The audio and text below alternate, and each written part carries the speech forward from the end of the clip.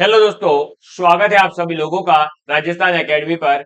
मैं परवीन सिंह आप सभी लोगों के साथ में। जैसा कि आप सभी लोग जानते हैं, लगातार NVS lab attendant, EMRS lab attendant, Rajasthan lab assistant, विभिन्न प्रकार की प्रतियोगी परीक्षाओं के लिए आप लोगों के लिए जो साइंस का पोर्शन होता है उसकी क्लासेस लेकर के आ रहा हूं।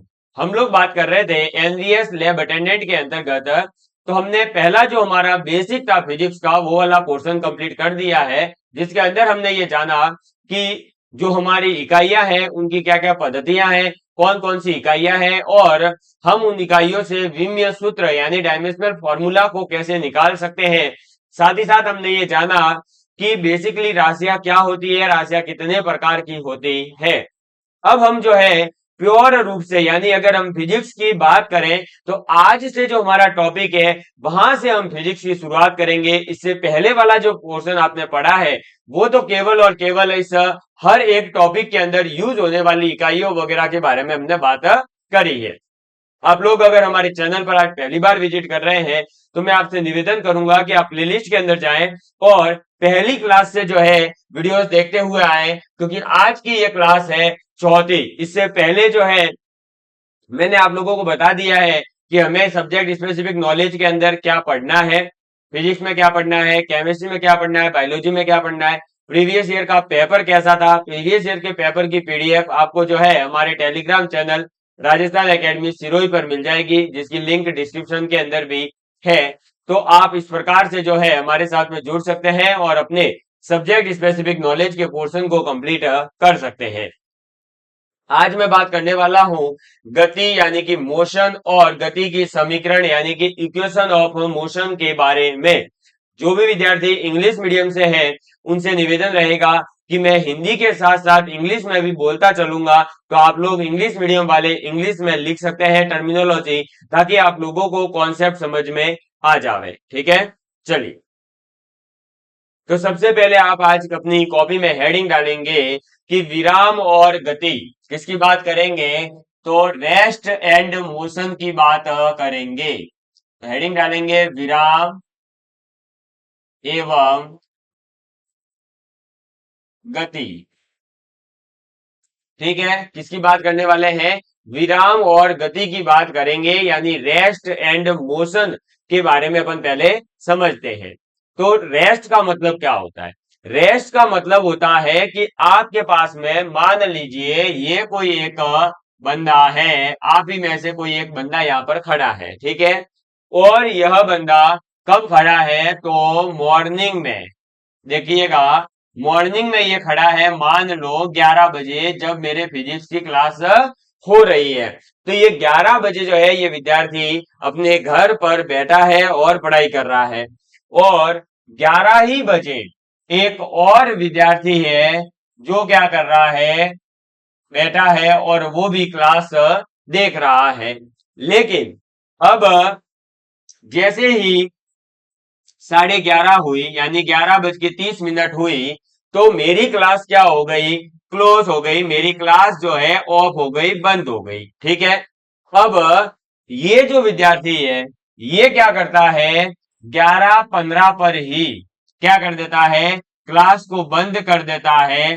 ठीक है, क्लास क्या कर दी इसने? 11:15 पे बंद कर दी। और क्लास बंद करके ये जो है कहाँ चला जाता है? तो ये बाहर अपने दोस्तों के पास में चला जाता है। कब? 11:30 तक। ठीक है, समझ में आ गई बात? ये जो विद्यार्थी है स्टूडेंट समझने के लिए है कि विराम और गति है क्या। ये स्टूडेंट सेकंड। स्टूडेंट फर्स्ट ने क्या किया? 11 बजे वो जो है फिजिक्स की क्लास लेना शुरू करता है और 11:30 बजे जब मेरी क्लास समाप्त होती है उस समय तक आधे घंटे पूरा क्लास पर फोकस करता है। और फिर आधे घंटे यानी 11:30 से लेकर 12 बजे तक जो है वो क्या करता है? जो भी उसने नोट्स लिखे थे उन नोट्स का रिवीजन करता है और अपने कॉन्सेप्ट को जो है क्लियर करता है। तो ये 11 से लेकर 12 बजे तक एक ही प्लेस पर बैठा हुआ है कंटिन्यूअसली। लेकिन ये जो विद्यार्थी है जो मेहनत नहीं कर रहा है, जो अपने माता पिता को केवल और केवल भ्रम की स्थिति में रख रहा है, वो क्या कर रहा है? कि 11 बजे उसने क्लास लेना शुरू किया। जब घर वालों ने डांटा फटकारा और बोला कि कल से रोटी नहीं मिलेगी तेरे को, तब जो है इसने क्या करा, पढ़ना केवल शुरू किया। पढ़ना जैसे ही शुरू किया, 15 मिनट के बाद में क्या हुआ, उसका वापस से वो भूत उतर गया। उसको वापस से लगा चलो अब कुछ टाइम पास करते हैं, और ये क्लास को बंद करके 11:30 बजे कहाँ चला गया, बाहर चला गया। बाहर जाने के बाद में इसको मिल गए बढ़िया से दोस्त। दोस्तों के साथ में ये घूमने चला गया, मान लो किसी एक A नंबर का कोई प्लेस है, वहां पर ये बढ़िया घूम रहा है, और सेल्फी पॉइंट है तो वहां सेल्फी ले रहा है बढ़िया से जो है मजे करके। और 12 बजे ये वापस कहाँ आ गया, अपने घर पर आ गया। ठीक। अब देखिए, तो ये जो विद्यार्थी है S1, ये तो आपका रेस्ट पोजीशन के अंदर है, यानी कि विराम अवस्था में है। क्यों है विराम अवस्था में, क्योंकि यह विद्यार्थी समय के साथ में अपनी स्थिति को नहीं बदल रहा है। तो S1 जो स्टूडेंट है वो समय के साथ में अपनी स्थिति बदल रहा है क्या, नहीं बदल रहा है। वह टेबल और कुर्सी के ऊपर बैठा हुआ 11 से 11:30 तक क्लास ली, और फिर उसने अपने नोट्स को रिवाइज किया, यानी कंटिन्यूअसली 1 घंटे अपनी स्थिति को जो है इसने नहीं बदला। लेकिन जो स्टूडेंट सेकंड है वो क्या कर रहा है, गति की अवस्था में है, मोशन की अवस्था में।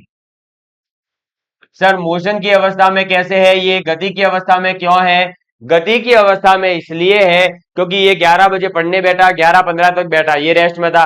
फिर 11:15 से इसने जो है घूमना फिरना शुरू किया, 11:30 तक जो है अपने दोस्तों के पास पहुंचा, यानी चलते चलते ही गया होगा।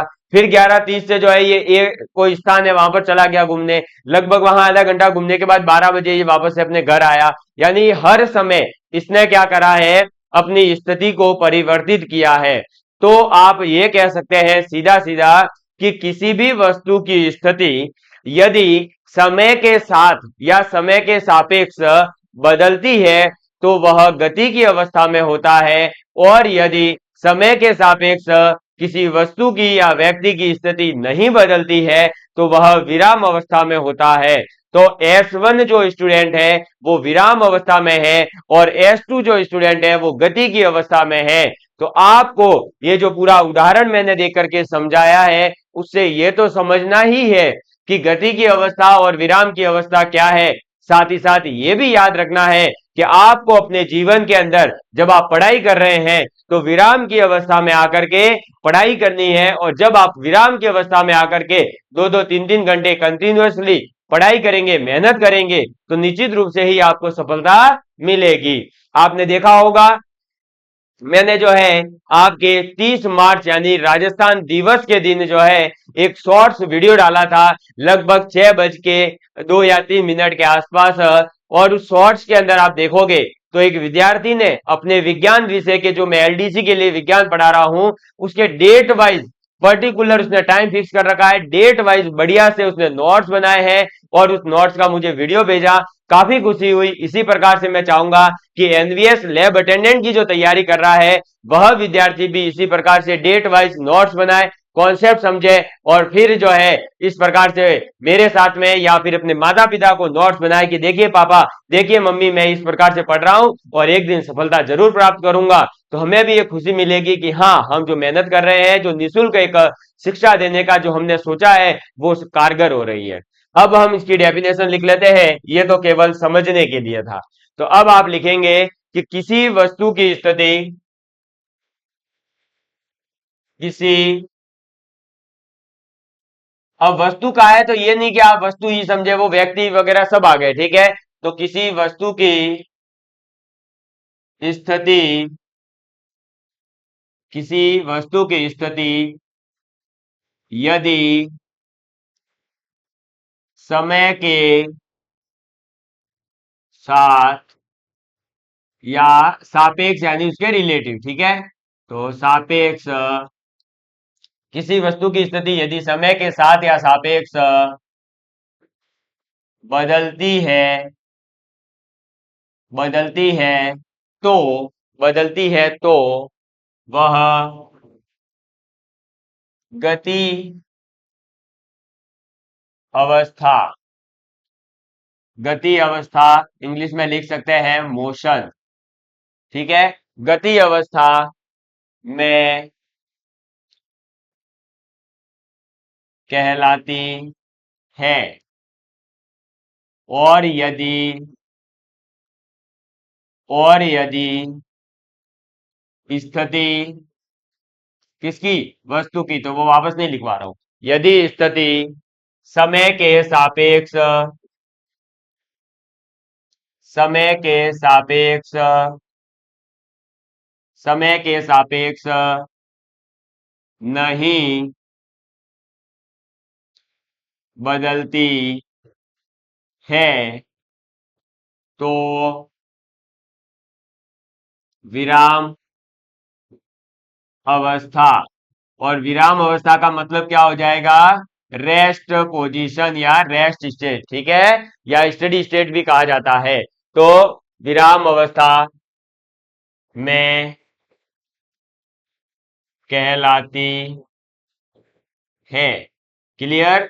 तो ये सबसे पहले हमें समझना था कि गति की अवस्था क्या होती है और विराम की अवस्था क्या होती है।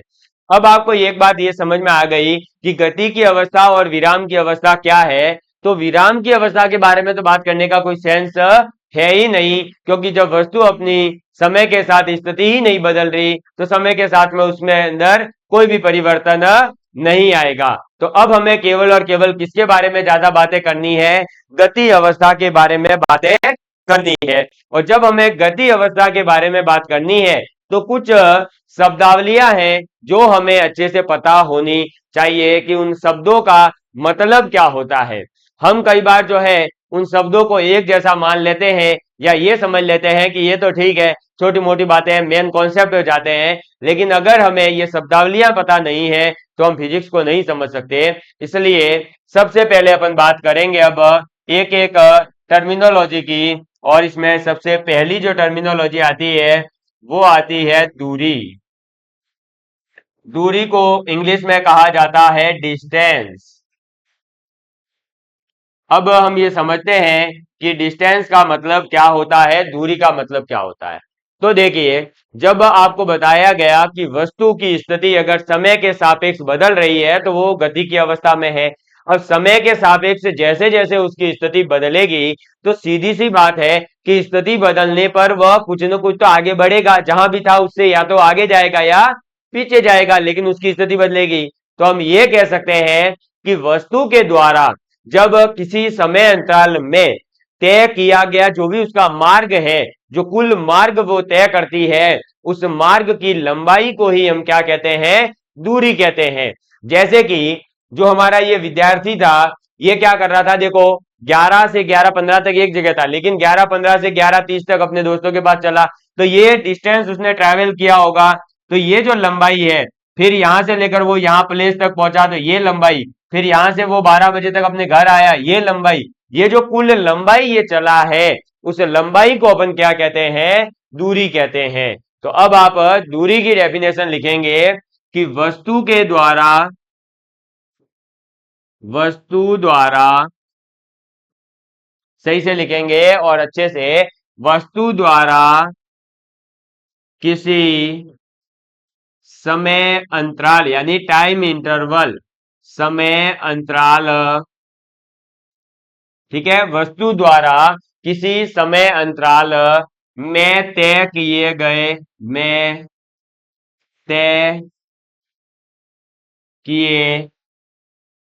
कुल मार्ग, किए गए कुल मार्ग, तय किए गए कुल मार्ग की लंबाई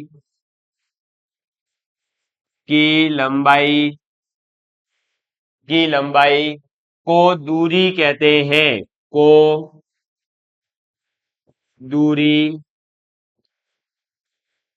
कहते हैं। आप ये कह सकते हैं कि डिस्टेंस का मतलब होता है कि अ लेंथ और total path is called a distance, यानी जो आपका पाथ है उसकी टोटल लेंथ को ही आप क्या कह दोगे, डिस्टेंस कह दोगे। ठीक है।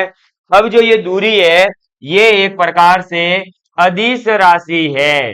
अब आपको समझ में आ गया होगा कि अदिश राशि है, इसका मतलब क्या है कि इसके पास में केवल मैग्नीट्यूड है, ठीक है, यानी परिणाम है, लेकिन इसके पास में दिशा नहीं होगी। इसी के साथ दूसरा जो इसमें पॉइंट लिखना है, एक तो अदिश राशि है, दूसरा आप लिखेंगे कि दूरी जो होती है वो सदैव धनात्मक होती है, सदैव धनात्मक। धनात्मक का मतलब है पॉजिटिव, पॉजिटिव होती है। इसका मतलब क्या हुआ? इसका मतलब ये हुआ कि जो आपकी वस्तु है, उस वस्तु के द्वारा, ऑब्जेक्ट के द्वारा जो डिस्टेंस ट्रेवल की जाती है वो डिस्टेंस हमेशा पॉजिटिव होती है, कभी नेगेटिव नहीं हो सकती। क्योंकि जब भी आपसे कोई पूछे, मान लो कि ये प्लेस कितनी दूरी पर है, तो आप क्या बोलते हैं कि भाई 100 किलोमीटर दूर है, 500 किलोमीटर दूर है, 1000 किलोमीटर दूर है। क्या कभी ऐसे बोला है कि हाँ ये तो -15 किलोमीटर दूर होगा लगभग? कभी माइनस में से बोलते हो क्या? ऋणात्मक यानी नेगेटिव कभी बोलते हो क्या? नहीं बोलते। तो सीधी सी बात है कि दूरी जो है वो आपका कुल मार्ग है, ये एक अदिश राशि है और ये हमेशा क्या होगी? पॉजिटिव होगी। चलिए, इसके बाद में दूरी के बाद नेक्स्ट आ जाता है आपके पास में विस्थापन। क्या आ जाता है? विस्थापन। तो नेक्स्ट जो हमारी शब्दावली है वो लिखेंगे विस्थापन। और विस्थापन को इंग्लिश में कहा जाता है डिस्प्लेसमेंट। क्या लिखेंगे? डिस्प्लेसमेंट। चलिए, अब देखिए डिस्प्लेसमेंट का मतलब क्या है। तो बेसिकली इसको आप ऐसे समझ सकते हैं कि एक ये है ए स्थान और एक है ये बी स्थान, ठीक है। एक है यहां पर कोई सी, एक और है प्लेस, ऐसे ही यहां पर कोई एक डी प्लेस है। अब मुझे जाना है बी स्थान के ऊपर, ठीक है। मुझे कहां पहुंचना है अल्टीमेटली? देखो, जैसे आपका अल्टीमेटली एम क्या है कि कैसे भी पढ़े, कुछ भी पढ़े, कहीं से भी पढ़े, मेरा अंतिम लक्ष्य है कि मुझे एनवीएस लैब अटेंडेंट में सिलेक्शन लेना है। ऐसे ही जो ये ए स्थान है, यहां पर कोई एक लड़का खड़ा है और उस लड़के का एम है कि वो कैसे भी करके इस बी स्थान पर पहुंचे, ठीक है। यहां पर उसके पहुंचना है। ये क्या है? ये एनवीएस है, नवोदय विद्यालय है, ठीक है। यहां पर इसको पहुंचना है। अब एक तरीका ये है कि ये जो है घर बैठे बैठे पढ़ाई करे।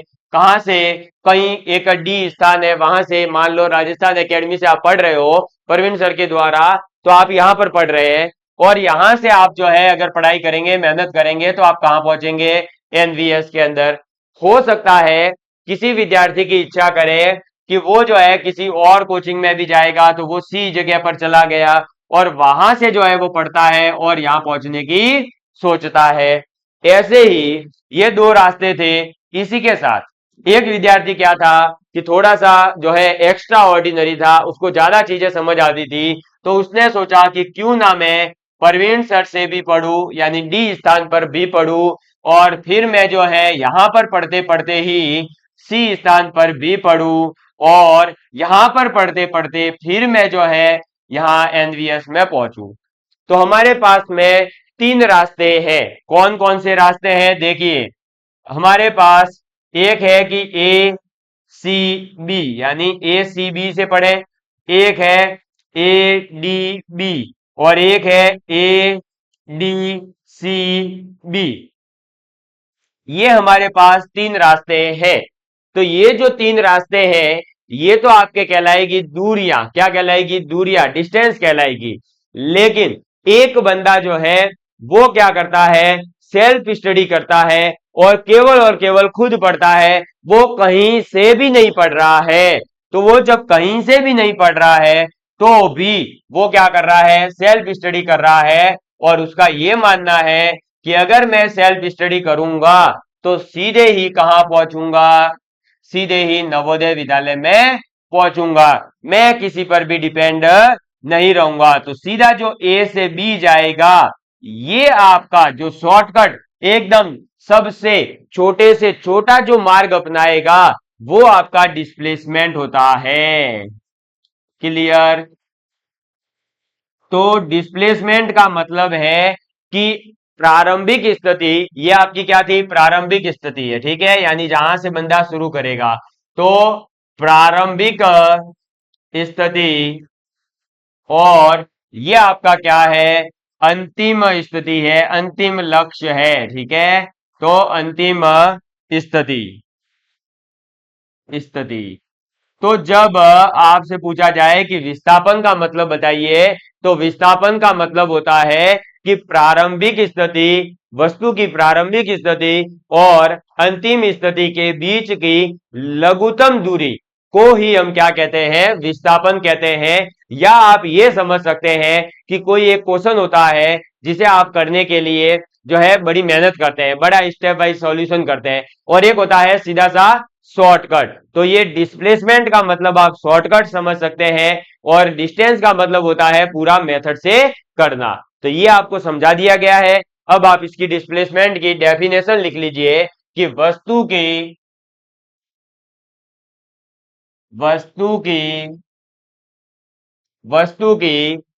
अंतिम स्थिति, वस्तु की अंतिम स्थिति तथा प्रारंभिक, वस्तु की अंतिम स्थिति तथा स्थिति प्रारंभिक स्थिति के बीच के बीच की न्यूनतम दूरी को विस्थापन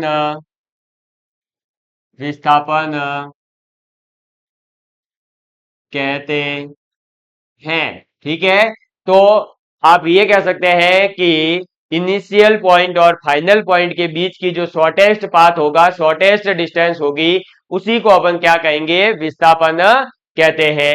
और अब ऑब्वियसली बात है कि जब हमें न्यूनतम दूरी को ट्रेवल करना है तो हम क्या करेंगे, एक पर्टिकुलर दिशा में चलेंगे, तभी तो वो होगा। जब आप एक प्रॉपर स्ट्रेटजी के साथ में, रणनीति के साथ में किसी एग्जाम की तैयारी करते हैं तो आपको निश्चित रूप से सफलता मिलती है। तो वैसे ही शॉर्टेस्ट डिस्टेंस है तो दिशा हो गई, और दिशा है और परिणाम है, तो ये कैसी राशि हो जाएगी, सदिश राशि है। ये क्वेश्चन पूछा जाता है। तो विस्थापन क्या है, एक सदिश राशि है। दूरी के बारे में क्या बताया था कि डिस्टेंस जो है वो हमेशा एक धनात्मक होगी, लेकिन ये जो आपका विस्थापन है ये धनात्मक, ऋणात्मक और शून्य कुछ भी हो सकता है। धनात्मक यानी पॉजिटिव, ऋणात्मक यानी नेगेटिव, धनात्मक, ऋणात्मक या शून्य यानी कि जीरो, शून्य हो सकता है।